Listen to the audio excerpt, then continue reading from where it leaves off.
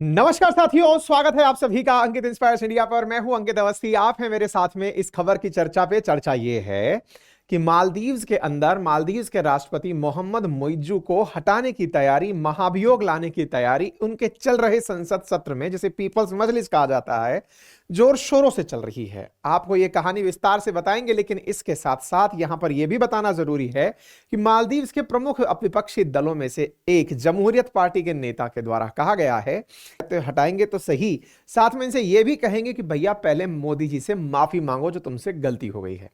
By the way, विस्तार से इस कहानी को बताते हैं तो आपको यह जानकारी हो कि भारत से जब दक्षिण की तरफ चलते हैं तो दक्षिणी पश्चिमी तट की तरफ एक छोटू सा देश है मालदीव्स, जो कि होने को तो बसा हुआ है बहुत छोटे छोटे द्वीप्स के ऊपर, बहुत छोटे छोटे द्वीप्स जो कि कोरल रीफ्स के ऊपर बने हुए द्वीप्स हैं। कोरल्स हैं तो समुंदर साफ है, पानी थोड़ा कम है, छिछला पानी है, तो टूरिज्म की भरमार है। यही कारण है कि मालदीव्स को टूरिस्ट्स के लिए काफी पसंदीदा स्थान माना जाता है। मालदीव्स में बहुत छोटी सी पॉपुलेशन निवास करती है। अगर आज का डेटा बताया जाए तो लगभग 5,15,000 के आसपास की कुल पॉपुलेशन मालदीव्स में रहती है। इतनी छोटी सी पॉपुलेशन है, लेकिन वर्ल्ड मैप पर इसकी वैल्यू बहुत ज्यादा क्यों हो रही है वर्तमान टाइम पे? क्योंकि इसकी लोकेशन बड़ी स्ट्रेटेजिकल है। स्ट्रेटेजिकल लोकेशन से मतलब समझिए कि भारत के दक्षिण में उसे बैठने का स्थान मिला है। नंबर दूसरा, इंडियन ओशन के उस रूट पर वो पड़ रहा है जहां से रेड सी को मलक्का स्टेट से कनेक्ट करने वाला समुद्र ट्रेवल होता है। नंबर तीसरा, चीन जैसा दुश्मन भारत को मिला हो तो उसे तो भारत पर नजर रखने के लिए एक मचान जितनी जगह भी बहुत होती, उसे तो पूरा पूरा मालदीव्स मिल गया है।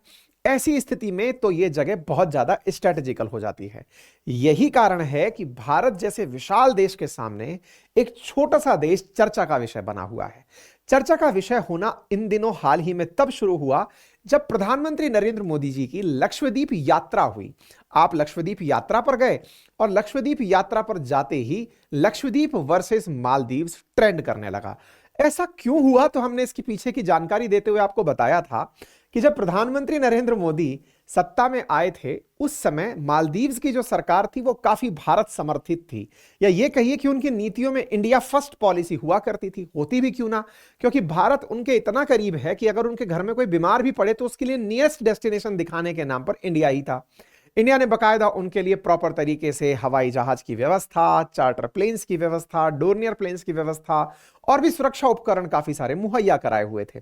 लेकिन वही बात है, कहते हैं कि अगर किसी को आप बहुत ज्यादा सुख सुविधा दे दो और विशेष रूप से गले में अगर सोने की चेन डाल दो, तो किसी को वो आभूषण लगे लेकिन बहुत दिनों तक डली रह जाए, तो लगे कि कहीं इस चेन ने मुझे बांध तो नहीं रखा है।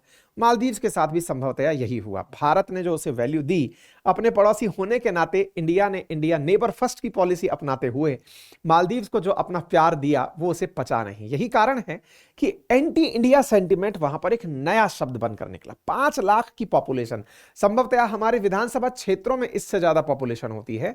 इतना सा देश अपने यहां पर 87 सांसद रखता है, 87 सांसद रखता है। अब हुआ कुछ बड़ा ही स्ट्रेटेजिकल। यहां पर हुआ क्या?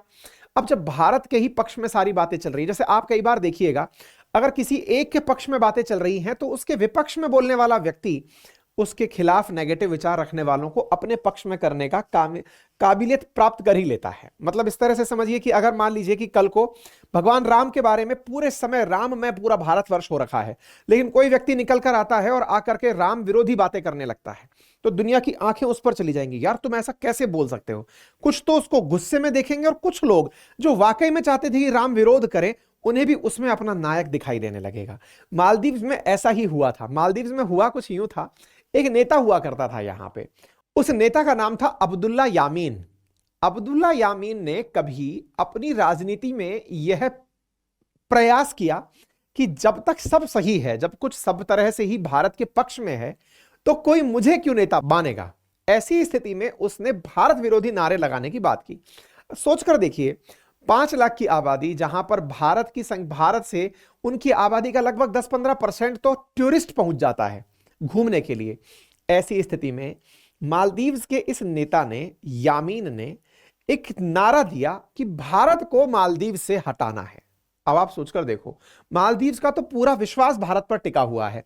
ऐसी स्थिति में आप बाहर आते हो और कहने लगते हो कि मालदीव से भारत को निकालना है। भाई साहब, यामीन की यह बात कुछ लोगों को पसंद आने लगी और जो चीजें पसंद आने लगे, राजनीति में उनका बड़ा स्थान होता है। फिर वो इस बात से परे होती है कि इससे देश को फायदा होगा या नुकसान होगा। बस बयान चल पड़ा तो बोले बस दे दिया। अच्छा, ये नेता जो अब्दुल्ला यामीन मैंने आपको बताया, ये यहां की एक पार्टी थी जिसका नाम था progressive party of Maldives, ppm का नेता हुआ करता था। लेकिन इस व्यक्ति के द्वारा चलाए गए इस प्रयास से भारत को बड़ी नाराजगी हुई कि यार ये यामीन ऐसा कैसे कर रहा है, भारत के खिलाफ बयानबाजी या नारे कैसे कर रहा है। यामीन के देखा देख ये मोहम्मद मुइज्जू जो आज के राष्ट्रपति हैं, ये भी उसकी नाव पकड़ लेते हैं कि भैया सुनिए, हम भी पीपीएम के अंदर ही हैं आपके साथ, और हम भी आपके साथ मिलकर के भारत विरोधी नारे लगाएंगे। इंडिया आउट कैंपेन में दो नेता मिल गए। ये मोहम्मद मुइज्जू यामीन के बहकावे में आकर इंडिया आउट कैंपेन के अंदर काफी प्रखर होकर बाहर निकले। अच्छा, इसी बीच में मोहम्मद सालेह, जिनकी पार्टी थी मालदीवियन डेमोक्रेटिक पार्टी, जो कि यहां की मुख्य सत्तारूढ़ पार्टी हुआ करती थी उस दौर में 2023 से पहले, उन्होंने भारत के प्रभाव में आकर या भारत के विरोध के कारण उन्होंने तुरंत एक कानून पास किया और कहा कि कोई भी इस तरह का ना तो कोई पोस्टर लगाएगा, ना कोई कैंपेन चलाएगा, ना कोई इस प्रकार की बयानबाजी देगा। किसी भी अगर कोई भी व्यक्ति ऐसा करता पाया गया तो उसके ऊपर कार्रवाई की जाएगी। अब कॉमन सेंस ये निकलता है कि सालेह, जो कि भारत समर्थक राष्ट्रपति हुआ करते थे, जो कि इस समय की भी संसद में, जो कि इनकी पीपल्स मजलिस कहलाती है, जिसमें 87 सांसद बैठते हैं, वहां पर अभी भी मुख्य पार्टी के रूप में बैठी हुई है, यानी कि 65 सीट लेकर प्रमुख अपोजिशन पार्टी के रूप में बैठी हुई है। आप सोच सकते हैं कि सर 65 सीटें तो अपोजिशन पार्टी कैसे? इसके लिए भी मैंने एक पहले वीडियो डाल दिया है जिसमें ये डिटेल से बताया है कि वहां पर राष्ट्रपति का चुनाव अलग होता है, पीपल्स मजलिस का चुनाव अलग होता है। तो मजलिस के चुनाव से महाभियोग लगाकर राष्ट्रपति को हटाया जा सकता है। 60% अगर संसद के वोट राष्ट्रपति के खिलाफ पड़ जाएं तो राष्ट्रपति को हटाया जा सकता है। यानी पीपल्स मजलिस में इंडिया आउट का जो असर है वो साफ साफ देखने को मिल रहा है, क्योंकि जो मालदीवियन डेमोक्रेटिक पार्टी है, सालेह की जो पार्टी है, वो मुइज्जू के ऊपर दबाव बना रही है कि आपने इंडिया का कैसे नाम लिया या इंडिया के चक्कर में आपने ऐसी बयानबाजी क्यों की। खैर, लेकिन इससे पहले बीच की थोड़ी सी कहानी सुन लीजिए ताकि आपको बैकग्राउंड इस बात का मिल जाएगा कि मोहम्मद मुइज्जू यामीन के साथ साथ बाहर कैसे आए। तो जैसा मैंने आपसे कहा कि प्रोग्रेसिव पार्टी ऑफ मालदीव्स के अंदर दोनों लोग हुआ करते थे, तो इन दोनों लोगों ने अपने स्तर पर प्रयास किया कि अब हम इंडिया आउट को इस पार्टी में रह करके तो नहीं चला सकते, तो एक काम करते हैं, अलग से निकलते हैं। और ऐसा ही करते हुए बकायदा ये भाई साहब निकलते हैं, मुइज्जू हैं, ये निकल करके पीपल्स नेशनल कांग्रेस नाम की एक पार्टी है उसे ज्वाइन कर लेते हैं। पीपल्स नेशनल कांग्रेस पार्टी को ज्वाइन करके उनके साथ में ये कैंपेन चलाना शुरू करते हैं कि साहब देखो, मुझे प्रोग्रेसिव पार्टी ऑफ मालदीव्स तो चलाने नहीं दे रही है मेरा कैंपेन, आप चलाने दो। तो उन्होंने कहा ठीक है, तुम यहां चला लो। अब ये वाली जो पार्टी पीपल्स नेशनल कांग्रेस है, इसको मालदीव्स में इस मुइज्जू के कारण ज्यादा स्थान मिलने लगा, लोग वैल्यू देने लगे, तो मुइज्जू स्टार बनने लगे। और मुइज्जू स्टार बने, राष्ट्रपति चुनाव लड़े, राष्ट्रपति चुनाव जीत गए। यामीन जिसने ये मुद्दा चलाया, वो प्रोग्रेसिव पार्टी ऑफ मालदीव से निकल करके अपनी खुद की एक अलग पार्टी बना लिया था, और अलग पार्टी बना करके उस पार्टी का नाम उसने रखा पीपल्स नेशनल फ्रंट। हालांकि उसे कोई खास महत्व अभी तक नहीं मिला है। पीपल्स नेशनल फ्रंट के जो ये नेता यामीन है, ये तो खुद जेल में भी भेजे गए, यानी कि इनको एक प्रकार से समझिए नजरबंद भी रखा गया था। नजरबंदी के बाहर निकालने का काम मुइज्जू ने किया, लेकिन मुइज्जू अब अपने गुरु को कोई वैल्यू नहीं दे रहे हैं कि देखो तुम्हारी पॉलिसी अपना करके मैं सत्ता में आ गया हूं। जस्ट लाइक कि अन्ना हजारे को लीडर बना करके केजरीवाल जी सत्ता में आ गए, कुछ वैसा ही इन्होंने किया है। मुइज्जू सत्ता में आ गए। अब मुइज्जू सत्ता में आ गए, सत्ता का टिकट तो इन्होंने पा लिया, लेकिन ये इस सच्चाई को भूल गए जो इनके मुख्य अपोजिशन के लीडर्स इनको बता रहे हैं। देखिए, यहां की राजनीतिक पार्टियों को अगर मैं आपको बताऊं तो यहां की प्रमुख राजनीतिक अपोजिशन पार्टीज में मालदीवियन डेमोक्रेटिक पार्टी तो सबसे ऊपर आती ही है। उसके बाद नंबर 2 की पार्टी है जमहूरी पार्टी। जो जमहूरी पार्टी है उसके नेता हैं कासिम। कासिम बार बार कह रहे हैं मुइज्जू से कि आप ज्योग्राफी नहीं बदल सकते, आप भारत से अपने आप को दूर नहीं सरका के ले जा सकते, या ही चीन को अपने नजदीक खींचकर नहीं ला सकते। हां, आपको कुछ लालच चीन ने भले ही दे दिया हो, कुछ पैसों का, कुछ किसी प्रकार के और संसाधनों का, लेकिन आप अपने नेबर चेंज नहीं कर सकते। और ऐसी स्थिति में अगर मालदीव्स को सरवाइव करना है तो आपको प्रधानमंत्री मोदी से माफी मांगनी पड़ेगी, जिन्होंने मालदीव्स के कंपटीशन में लक्षद्वीप जाकर के यहां पर आ रहे टूरिस्ट की संख्या में गिरावट दर्ज करा दी। तो बोले सबसे पहले आप माफी मांगिए। और दूसरी सबसे इंपॉर्टेंट बात, इंडिया फर्स्ट की पॉलिसी मालदीव्स जब से बना है अपना रहा है। आपको इंडिया फर्स्ट की पॉलिसी अपनानी होगी, चाइनीज फर्स्ट की पॉलिसी नहीं अपनानी होगी। चाइनीज फर्स्ट की पॉलिसी की जगह, हालांकि मोहम्मद मोइज्जू ने गजब का पॉइंट पकड़ रखा है, वो कहते हैं मैं चाइना फर्स्ट या इंडिया फर्स्ट नहीं करता, मैं तो मालदीव्स फर्स्ट अपनाता हूं। लेकिन बकायदा इनकी पार्टी में जो अपोजिशन के नेता हैं, चाहे वो कासिम हो या सोलेह हो, यानी कि चाहे वो मालदीवियन डेमोक्रेटिक पार्टी हो या जमहूरियत पार्टी हो, ये दोनों मिलकर के ये डिसाइड कर चुकी हैं कि आप लोग किसी भी कीमत पर इंडिया के खिलाफ बयान नहीं देंगे। चलिए कोई बात नहीं, लेकिन अब इसमें भी एक ट्विस्ट है। अब ट्विस्ट क्या है? रिसेंटली मैंने आपको एक सेशन दिखाया था जिसमें मैंने बताया था कि मालदीव्स की संसद के अंदर लात घुसे चले हैं। मालदीव्स की संसद में लात घुसे क्यों चले? तो मैंने आपसे कहा था कि मोहम्मद मोइज्जू तो प्रेसिडेंट बन गए, प्रेसिडेंट को अब अपने लिए कैबिनेट की जरूरत है, यानी कि नेता मंत्री बनाने की जरूरत है। कैबिनेट की आवश्यकता पूरी होती है पीपल्स मजलिस से, यानी इनकी संसद से। संसद में इनकी जो कांग्रेस पार्टी है, मोइज्जू की कांग्रेस पार्टी, इसकी बहुत कम सीटें हैं। उन सीटों के आधार पर कैबिनेट के लिए पीपल्स मजलिस से इन्हें अप्रूवल नहीं मिल सकता था। क्यों नहीं मिल सकता था? भाई ऑब्वियस सी बात है ना, जब पार्टी के अंदर बहुमत ही नहीं है तो आप अपने नेता को, अपने लोगों को कैसे मंत्री बना लेंगे? इस स्थिति में मालदीव्स के अंदर संसद में मोहम्मद मोइज्जू के समर्थन में कुछ सांसदों ने अपोजिशन के सांसदों से हाथापाई की। हाथापाई के कुछ वीडियोस वायरल हुए, जिसके चलते हुए लोगों ने आरोप भारत पर भी लगाए कि अब यह भारत ही इनके संसद में मारधाड़ करवा रहा है। लेकिन यह इनका इंटरनल मैटर था, भारत ने इस विषय पर कोई भी बात नहीं बोली। लेकिन फिर से एक बड़ा प्रश्न बनता है, और बड़ा प्रश्न यह बनता है, क्या कैबिनेट मंत्री बन गए, मतलब ऐसी स्थिति हुई कि मोइज्जू पीपल्स मजलिस से कैबिनेट मंत्री बनवाने में कामयाब हो गए, तो क्या यह माना जाए कि अपोजिशन कमजोर पड़ गया? तो देखिए, इसमें भी पक्ष विपक्ष काफी सारे हैं, और वो ये है कि पीपल्स मजलिस में से अभी भी 36 लोग ऑन पेपर, यानी कि वोटिंग देते हुए मोइज्जू के खिलाफ हैं। बाकी 87 में से मेजॉरिटी अभी मोइज्जू के पक्ष में ही वोट दे रही है। इसका मतलब यह है कि ग्राउंड पे चाहे हम महाअभियोग की बात कर लें, लेकिन टेक्निकल ग्राउंड पर यह चीज पॉसिबल होती हुई नहीं दिखती, क्योंकि 87 में से जब तक 53 लोग, एटलीस्ट 53 सांसद मोइज्जू के खिलाफ वोट नहीं करेंगे, तब तक मोइज्जू सत्ता पर बने रहेंगे। हालांकि इनके यहां मार्च में पीपल्स मजलिस के भी चुनाव होने वाले हैं, और पीपल्स मजलिस के चुनाव में यदि मालदीव्स के लोगों को मोइज्जू की पॉलिसी पसंद आई, तब तो मोइज्जू की सब पार्टी यानी कांग्रेस पार्टी मालदीव्स में मेजॉरिटी में आ जाएगी।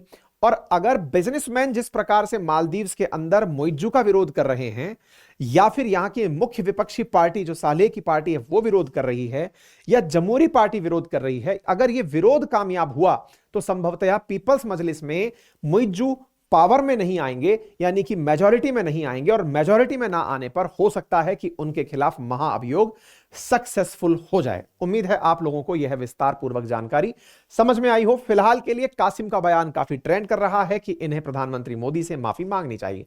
अब इन सभी बातों के बीच में हाल ही में एक चर्चा और निकल कर आई, और वो ये थी कि भारत के विदेश मंत्री से पूछा गया कि भाई साहब, आपको क्या लगता है मालदीव्स और फिलहाल बांग्लादेश, वो भी यही आरोप लगा रहा है, इवन बांग्लादेश में तो शेख हसीना की सरकार बनने के बाद में अपोजिशन तो कह ही ये रहा है ये भारत ने ही शेख हसीना की सरकार बनवाई है, क्योंकि खालिदा जिया की जो सरकार है उसे भारत पसंद ही नहीं करता है। पसंद नहीं करता है, इस चक्कर में उनको मतलब पार्टी में अप्रिशिएट ही नहीं होने दिया है, उनके यहाँ पे अंतरिम सरकार का सिस्टम ही नहीं होने दिया। इंडिया ने काफी हद तक बांग्लादेश में इंटरफेयर किया है, इसलिए बांग्लादेश में भी भारत विरोधी बातें चल रही हैं, उस पर हम अलग से एक सेशन करेंगे। तो जयशंकर साहब से पूछा गया कि साहब क्या आपको लगता है कि मतलब ये चीजें ठीक नहीं हुई? जयशंकर साहब ने बहुत अच्छा जवाब दिया, आपको भी सुनना चाहिए। My response to the first question is, don't believe everything you read in the press. Second part of it is, trust Indian diplomacy. So there will be, look, every country has problems in its neighborhood. It's never as good as they say it is, it's never as bad as they say it is. There will be problems. Our job is to anticipate, assess, respond.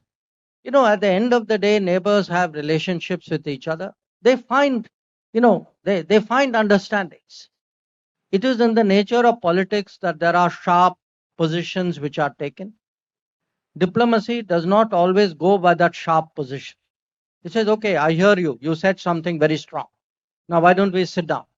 Once you sit down, you'll say something less strong. I guarantee you that. So, our job is to look, hear it out, understand it, reason with people, find, something which works. Because at the end of the day, neighbors need each other. You know, uh, history and geography are very powerful forces. There is no escape from them. On your other question, Red Sea, you're a naval captain, so you know the importance of what I'm saying. The Indian Navy has deployed 10 ships today in that region because we got a double problem. We got a piracy problem and we've got a missile drone problem. इस जवाब में यह साफ था कि never under estimate the power of Indian diplomacy, यानी कि भारत की डिप्लोमेसी को आप लोग कम मत आंकिए, बस इतना ही परफेक्ट है। बाकी न्यूज़पेपर्स में जो लिखी गई बातें हैं उन्हें भी पूरी तरह सच मानने की आवश्यकता नहीं है, क्योंकि प्रेस क्या लिखती है इसके बारे में बताना और उस पर टिप्पणी करना इतना सहज नहीं होता है। तो जयशंकर साहब का यह मैसेज भी बहुत मायने रखता है। बाकी आप इस विषय पर क्या सोचते हैं हमें जरूर बताइएगा। साथियों, एक छोटा सा अनुरोध है, मैं आपके सामने एक डेटा शेयर कर रहा हूं, आप अपनी आंखों से देखिए और विचार कीजिए। यह डेटा दर्शाता है कि आप में से जितने लिसनर्स हैं उनमें से लगभग 45% लिसनर्स ऐसे हैं जिन्होंने हमारे चैनल को सब्सक्राइब नहीं किया हुआ है। आपसे तमाम बार हमने रिक्वेस्ट की है, कृपया करके इस रिक्वेस्ट को माने। सब्सक्राइब का कोई चार्ज नहीं लगता, आप इस चैनल को सब्सक्राइब कीजिए। साथ ही साथ आप में से कोई साथी अब अगर हमें ज्वाइन करना चाहता है तो हमें ज्वाइन करके फ्रेंड, फैन, वेल विशर और पेट्रॉन कैटेगरी में ज्वाइन करें। जल्दी ही हम इस कैटेगरी में जिन लोगों ने हमें ज्वाइन किया है उनके लिए अलग से कंटेंट, उनके लिए अलग से मैसेजेस की व्यवस्था, उनके लिए कुछ अलग ग्रुप्स की व्यवस्था भी अंकित इंस्पायर इंडिया पर करने वाले हैं। फिलहाल के लिए इतना ही। चैनल सब्सक्राइब करें, हर अपडेट आपको मिले इसके लिए बेल आइकन जरूर दबाइएगा। आप सभी को मेरी ढेर सारी शुभकामनाएं।